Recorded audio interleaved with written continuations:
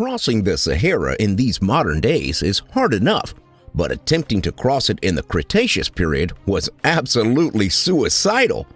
Approximately 115 to 95 million years ago, during the time of Sarcosuchus, North Africa was lush and tropical, and throughout the region it was crisscrossed with large freshwater rivers.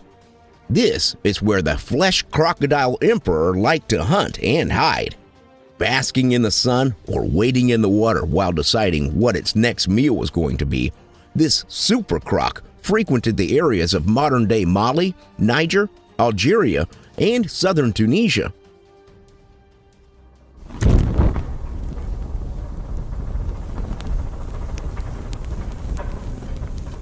When hiding, the Sarcosuchus took advantage of the river waters.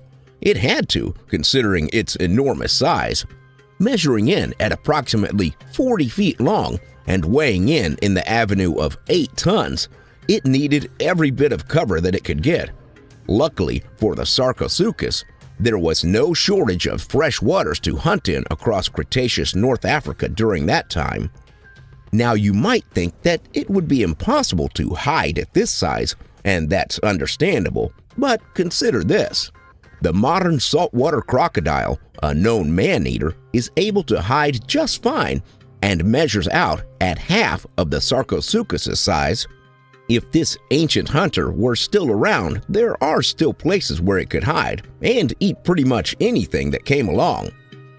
Now there's a thought that will keep you awake at night. As far as natural predators, the Sarcosuchus would have been almost indestructible once it reached its adult size. Unlike the crocodilians of today, however, which take around 10 years to reach their adult size, Sarcosuchus grew slowly throughout its entire life. This meant that other predators could eat it, but they had to be lucky enough to catch the wily crocodile while it was still small. Even then, if you could catch a young Sarcosuchus, you'd have to have a pretty strong bite to eat it. Sarcosuchus was covered in osteoderms, which are essentially plates of armor, efficient enough that evolution keeps producing them in the creatures of today. Our modern crocodiles have osteoderms as well, but their armor suffers with the occasional break in the plate arrangement, commonly around the neck and various other parts of their bodies. The Sarcosuchus probably didn't have this weakness. So, what do you eat when you are 40 feet long and equipped with such deadly weapons? You'd think, well, anything you want. But Sarcosuchus likely dined almost exclusively on fish and turtles. Mind you, sometimes this might have been fish like the Mawsonia, a relative of the coelacanth, which could measure in size at up to 13 feet long. A possible exception to this rule might have been the Spinosaurus, the largest carnivorous dinosaur that there ever was. Spinosaurus loved to eat fish, and so this would have put him in the emperor's domain far too often to avoid the occasional tangle. Now, you are probably wondering why the Sarcosuchus didn't eat more dinosaurs, and the answer lies in the design of its jaw. Like the modern-day crocodilian known as Gharial, Sarcosuchus imperator had a long, thin snout which was better designed for scooping up fish than to all-out combat. The imperator's relatives in South America, such as Deinosuchus, had wider jaws, and because of this, they were more combat-ready. Wider jaws allow for eating not only a wider variety of prey, but for executing the famous crocodilian signature move known as a death roll. This is where a crocodile grabs its prey and spins its own body around, allowing it to rip limbs off or to shred the body of its victim. With his thinner jaws, it is unlikely that the emperor's skull could have sustained the pressures associated with this move.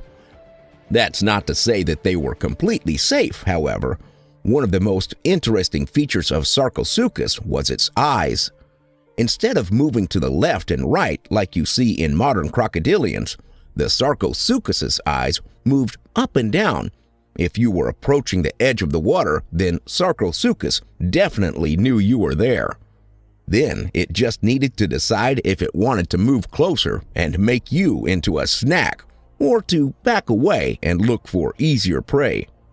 Aside from its vertical eye movement, Sarcosuchus also had another interesting feature on its head: a bulla.